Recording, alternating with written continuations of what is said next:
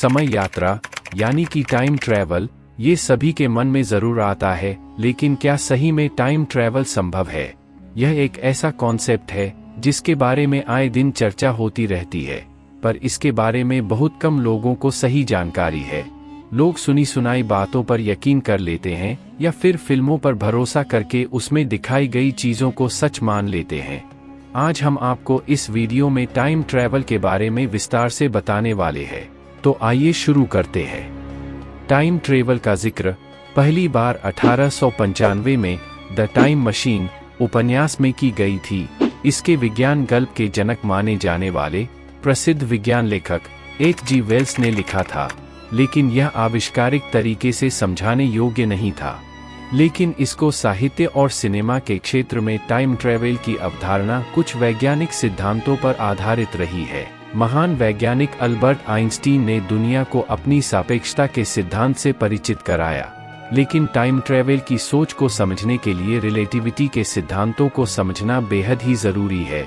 Albert Einstein के सिद्धांत से पहले समय को सभी के लिए समान स्थिर या निरपेक्ष माना जाता था, जिसका मतलब है कि किसी भी व्यक्ति के लिए समय स्थिर होगा, चाहे वह दुनिया के किसी भी कोने में क्यों न हो। यही बात न्यूटन ने बताया था कि अगर आप स्पेस में ट्रैवल कर रहे हो या पृथ्वी पर या अन्य किसी ग्रह पर, चाहे आप किसी भी स्पीड में हो, टाइम सेम रहेगा।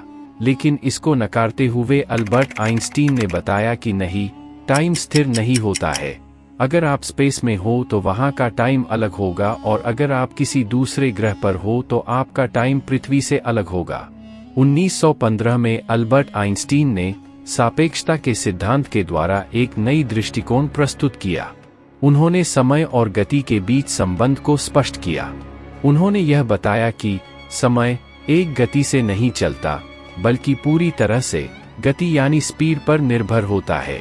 जैसे कि अगर आपकी गति ज्यादा है तो आप तय दूरी को कम समय में पूरा कर सकते हैं, जबकि धीमी गति में आपको ज्यादा समय चाहिए। अगर आप अपनी गति बहुत तेज कर लें तो आप समय से आगे निकल सकते हैं, जिसे हम भविष्य भी कह सकते हैं। और फिर आइंस्टीन ने रिलेटिविटी का सिद्धांत दिया था, जिसके अनुसार समय और स्पेस एक दूसरे से जुड़े हुए हैं। उन्होंने बताया कि समय सभी के लिए एक समान नहीं होता, यानी दो अलग अलग स्थानों पर मौजूद व्यक्तियों के लिए समय अलग अलग होता है। उनके अनुसार दो घटनाओं के बीच का समय उस व्यक्ति की गति और दर्शक की दृष्टि के आधार पर निर्भर करता है। उन्होंने ये भी कहा था कि दुनिया में कोई भी चीज प्रकाश की गति से तेज नहीं जा सकती, और समय यात्रा तभी संभव है जब हम प्रकाश की गति से तेज चले। और उनकी थ्योरी के अनुसार इंसान जितनी तेज चलेगा, समय उतना धीमा होता जाएगा, यानी 1 सेकेंड पर सेकेंड की गति से थोड़ा कम होगा। अगर ये कहा जाए तो सही है कि समय यात्रा दो तरह का हो सकते हैं, एक तो भविष्य में टाइम ट्रैवल करना और दूसरा पास्ट में टाइम ट्रैवल करना। आइंस्टीन के थ्योरी के मुताबिक अगर हम लाइट से भी तेज ट्रैवल करें तो हम टाइम ट्रैवल कर तो सकते हैं, लेकिन बस भविष्य में, और पास्ट का बस एक झलक ही देख पाएंगे। आइए इसको भी समझते हैं।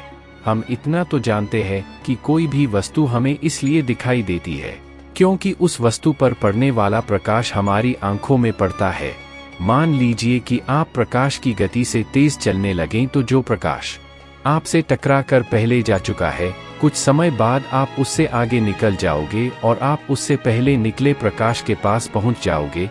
इसका मतलब आप समय में पीछे यात्रा कर रहे होगे और आप अपने पास्ट का एक झलक देख सकते हैं। टाइम ट्रैवल को लेकर वैज्ञानिकों ने कुछ एक्सपेरिमेंट भी किए हैं, जिसमें इस दावे को सही माना जाता है। लेकिन ये मुमकिन नहीं है कि टाइम मशीन बनाकर आदमी समय में सैकड़ों साल पीछे या आगे चला जाए। ऐसा सिर्फ कहानी या फिल्मों में ही हो सकता है।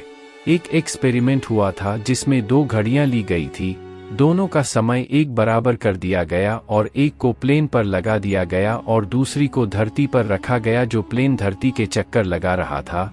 कुछ समय बाद देखा गया कि उसकी घड़ी कुछ माइक्रो सेकंड पीछे थी। 1971 में 2 वैज्ञानिक जोसेफ सी हाफेले और रिचर्ड ई कीटिंग ने सापेक्षता के सिद्धांत के आधार पर एक एक्सपेरिमेंट किया था, जिसका नाम हाफेल-कीटिंग एक्सपेरिमेंट था। इस एक्सपेरिमेंट में 4 एटॉमिक क्लॉक यानी परमाणु घड़ी का इस्तेमाल किया गया था।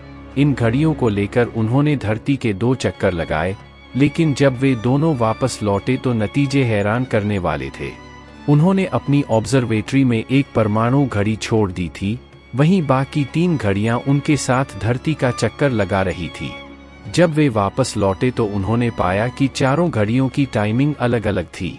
इस एक्सपेरिमेंट के बाद एक बात साफ हो गई कि अगर हम अपनी स्पीड को बढ़ा लें तो हम समय से आगे बढ़ सकते हैं, यानी भविष्य में जा सकते हैं। हालांकि अभी तक शायद विज्ञान उतनी तरक्की नहीं कर पाया है जिससे हम समय की गति से आगे निकल सकें, लेकिन भविष्य में ऐसा हो भी सकता है कि हम समय से भी तेज गति कर सकते हैं। अगर ऐसा होता है तो टाइम ट्रेवल संभव हो सकता है। नासा वेबसाइट की रिपोर्ट के अनुसार समय यात्रा कुछ हद तक मुमकिन है, लेकिन जैसा फिल्मों में दिखाते हैं कि लोग समय में कई सालों पीछे चले गए या कई साल आगे चले गए, ये मुमकिन नहीं है। समय यात्रा के बारे में वैज्ञानिकों के बीच मतभेद हमेशा रहा है। कुछ वैज्ञानिक इसे संभव मानते हैं, जबकि कुछ इसे पूरी तरह से नकारते हैं। लेकिन आपको क्या लगता है, टाइम ट्रैवल संभव है या नहीं? कमेंट करके जरूर बताएं और इस वीडियो को लाइक और चैनल को सब्सक्राइब जरूर कर लें, क्योंकि हम आपके लिए ऐसे ही रोज वीडियो लाते रहेंगे।